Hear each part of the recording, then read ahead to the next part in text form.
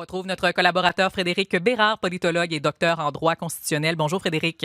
Bonjour. Alors, deux sujets qu'on voulait aborder avec vous ce matin. D'abord, c'est un incontournable, ce discours inaugural de François Legault pour la nouvelle session parlementaire à Québec. Qu'est-ce qui a retenu votre attention hier?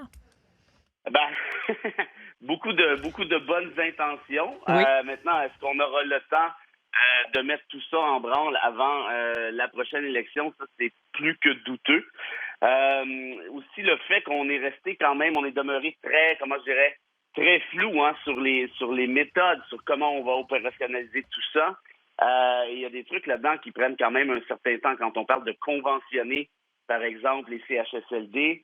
Quand on parle de décentraliser le réseau de la santé, je veux dire, ce serait pas le premier gouvernement qui se serait essayé. Oui.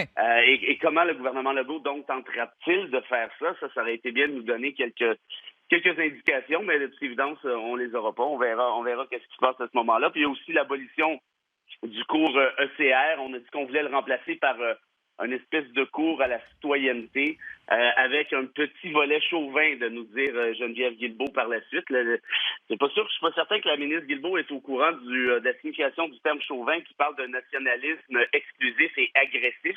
Mais si c'est ce qu'elle voulait dire, je pense qu'on peut s'inquiéter. Et si ce n'est pas le cas, eh bien, peut-être que ce serait une bonne chose de rectifier. Oui, parce que pour l'instant, comme vous l'avez dit, on ne peut que supposer puisque c'était très peu concret. Et autrement, avec votre chapeau de docteur en droit constitutionnel, on se devait d'aborder ce recours judiciaire qui a été déposé par le Centre juridique pour les libertés constitutionnelles contre le gouvernement Ford en Ontario au sujet du passeport vaccinal contre la COVID-19. Quelle est votre lecture de la situation? Est-ce que la balance peut pencher des deux côtés? Ben, en fait, à mon avis, ce qu'il faut retenir essentiellement, c'est qu'il n'existe pas de droit ou de liberté individuelle qui soit considérée comme absolue. Ça veut dire quoi? Ça veut dire que chaque droit, chaque liberté que nous possédons comme citoyens, par exemple, peut être pondérée à la lumière des intérêts collectifs. Ça, c'est essentiellement le travail que font les tribunaux. Donc, d'une part, ils reconnaissent la violation d'un droit individuel, dans ce cas-ci, le droit d'accéder à certains lieux publics. Donc, on passe par la suite à la deuxième étape, qui est celle de la pondération dont je parlais.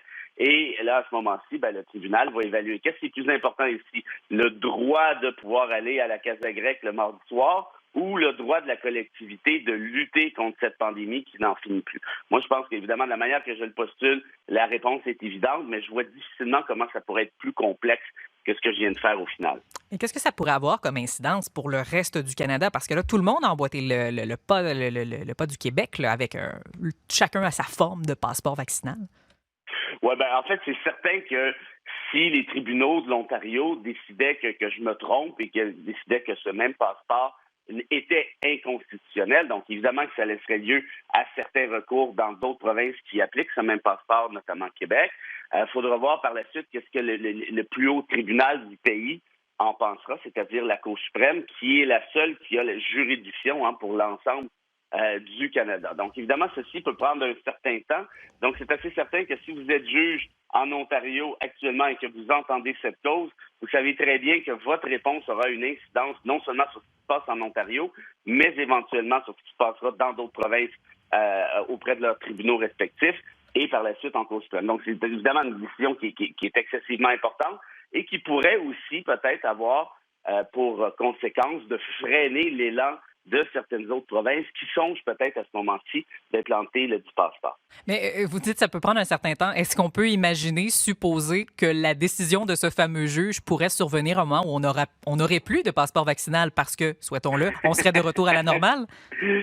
En fait, pour la décision de première instance, pour la décision de la Cour supérieure, oui. Ça, en temps normal, ça devrait être quand même assez rapide parce que, ils sont au courant de l'urgence de la situation par définition.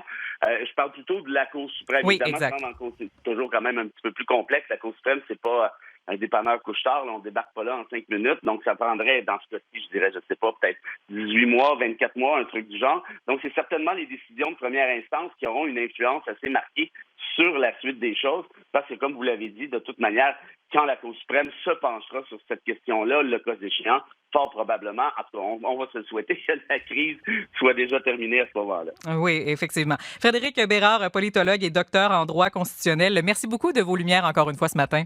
Merci beaucoup. Au revoir. Au revoir.